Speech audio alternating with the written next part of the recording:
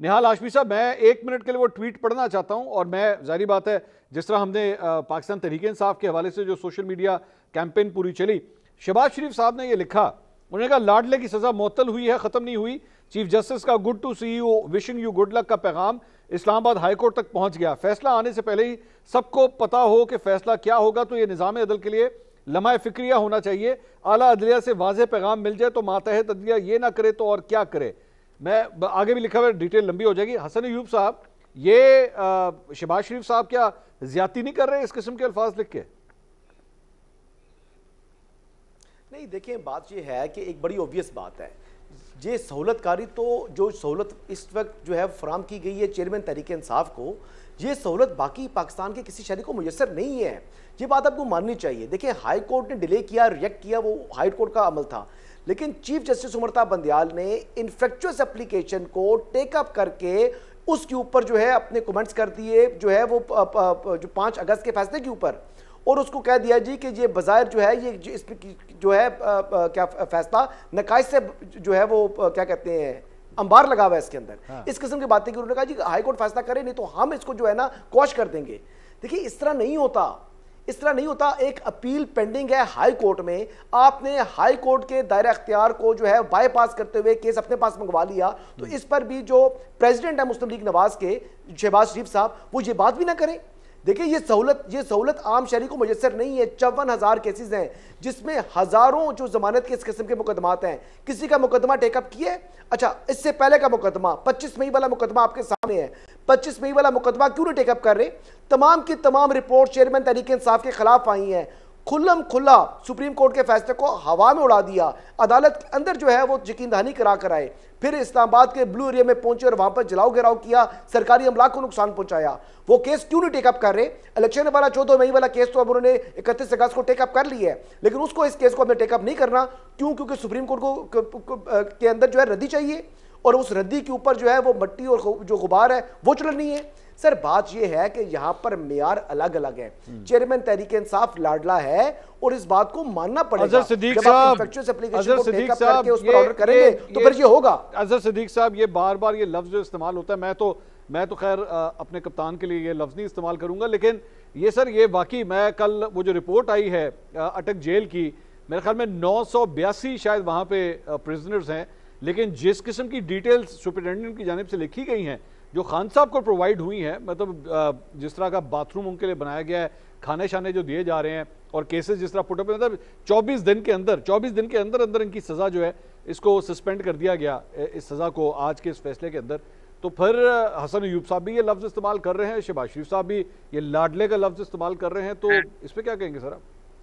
अच्छा, मैं बड़े अदब के साथ, जेल तो इनकी है और जेल में अपना A क्लास इमरान खान साहब का हक है। मैं खुद जेल में 26 दिन जेल में रह के आया हूँ लॉयर्स मूवमेंट के दौरान। अच्छा। ये जो चीजें मिल रही हैं, कोई एक्स्ट्रा ऑर्डिनरी चीजें नहीं है, पैसे दे के आप फैसिलिटीज ले सकते हैं, और 35,000 रुपए इस हवाले से जमा है। अब मैं आता हूँ लफ्ज लाडले की तरफ। बड़ा दुख और अफसोस होता है, मैं बड़ा दुख और अफसोस, चूंकि मैं ना 7 अप्रैल को जब वोट ऑफ नो कॉन्फिडेंस वाला केस कॉल हुआ था ना, तो मैं वहां मौजूद था, जो वेलकम किया गया। अब ये रिकॉर्ड की बात है, मैं चैलेंज कर रहा हूं इस हवाले से। बिलावल भुट्टो साहब को जिस तरह रिसेप्शन दिया गया, मौलाना फजलुर रहमान, ये अच्छा नहीं लगता इन चीजों को लेकर। और अगली बात मैं आपके सामने बता दूं आपको, ये चीफ जस्टिस उमरता बंदियाल साहब का फैसला नहीं था, उसमें 3 मेंबर बेंच थे और जस्टिस जमाल मंदोखेल थे, तीनों जजेस ने। और है क्या वो जिसको हम कह रहे हैं ना कि बाईपास कर दिया, कोई बाईपास नहीं किया। ज्यूरिसडिक्शन का बेसिक प्रिंसिपल है सेक्शन 137 सबसेक्शन 4 के तहत 120 दिन के अंदर ट्रायल शुरू इस्तगासा जाना था, वो नहीं किया।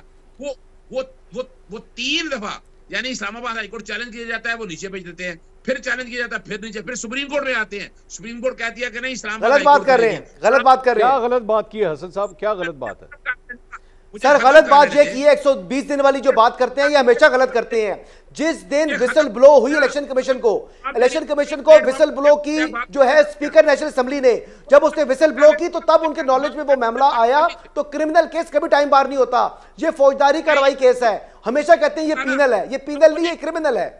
ये क्रिमिनल केस को पीनल बनाते हैं। अजहर साहब की बारी। ये अच्छा नहीं लगता हसन, अच्छा नहीं लगता।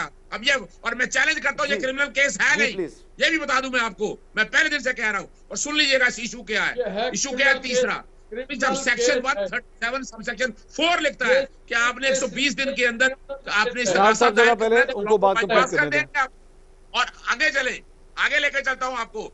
तीसरी दफा फिर इस्लामाबाद हाईकोर्ट में आया और उन्होंने कहा नीचे भेजा, उन्होंने कहा पहले जुरिसडिक्शन डिसाइड करो, ये जुरिसडिक्शन का मामला है। और जुरिसडिक्शन में सुप्रीम कोर्ट के पास जब पहला फैसला जो था, तीसरा फैसला इस्लामाबाद हाईकोर्ट का, ये चैलेंज हुआ, भाई कोई बाईपास नहीं किया। उस फैसले में लीव टू अपील का मामला लगा और उन्होंने कहा ठीक है इस्लामाबाद हाईकोर्ट डिसाइड करो। खुदा रहा ये चीफ जस्टिस उमर अता बंदियाल साहब का कोई इश्यू नहीं है, मेंबर 3 मेंबर बेंच बैठे हैं और उन्होंने कहा, और ये कोई बड़ी रॉकेट साइंस नहीं है।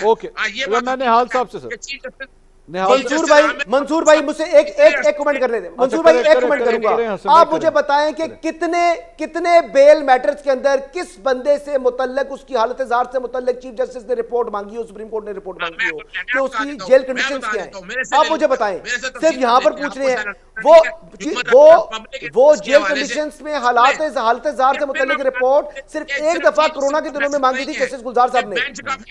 मैं फिर बताता चलूं आपको, दोनों बातें क्यों मलाइन करने की कोशिश कर रहे हैं। और एक बात बता दूं आपको मैं, शायद आप लोगों को पता नहीं है कि ये मामला जो जुरिसडिक्शन का है, ये अक्टूबर का फैसला है 2022 का। अजहर साहब ये इस सवाल का जवाब तो दे देना।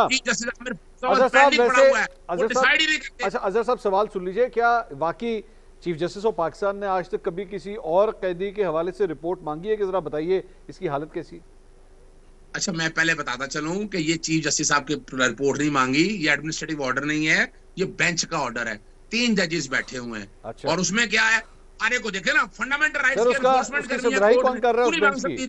बेंच की सरबराही कौन कर रहा है? और इस तरह प्रेसिडेंट तारीख में 20 गाह पड़ी हैं। सर मैं कह रहा हूं उस बेंच की सरबराही कौन कर रहा है साहब? मैं अच्छा नहीं लगता इस बात को जो मैंने सवाल उठाया है कि दायरा इख्तियार का सवाल था। सर मैं दोबारा पेंडिंग पड़ा हुआ है मैं दोबारा करता हूं। अजहर भाई सुनिए, मैं ये कह रहा हूं कि उस बेंच के सरबराह तो चीफ जस्टिस ही थे ना, तो क्यों चीफ जस्टिस ने खुद या किसी और बेंच में ये कहा हो कि मुझे फलां कैदी की रिपोर्ट लाके दिखाओ, उसको किस हालत में रखा हुआ है? सर मैं बता दूं, ये बेंच का ऑर्डर है सर, अच्छा नहीं लगता मंसूर भाई।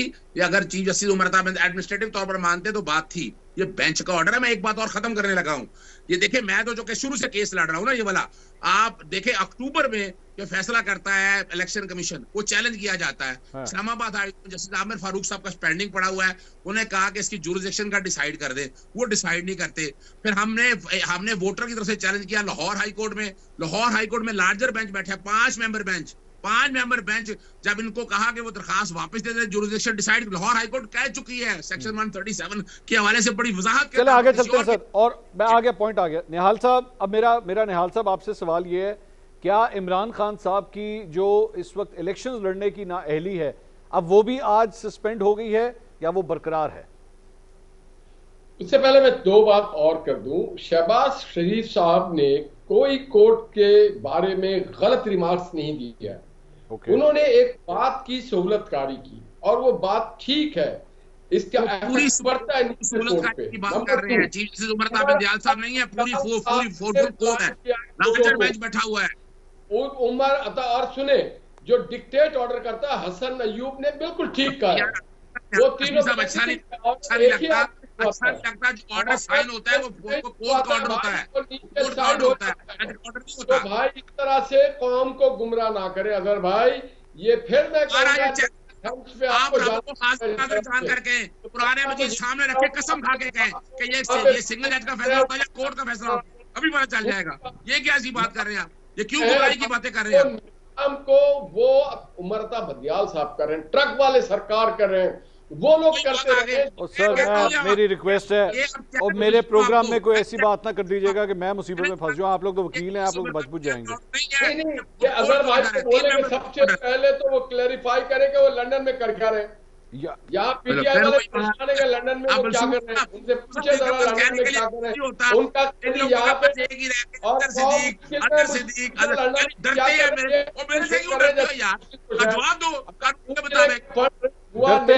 डरते हैं नून लीग वाले एक डंडे अजहर सदीक से।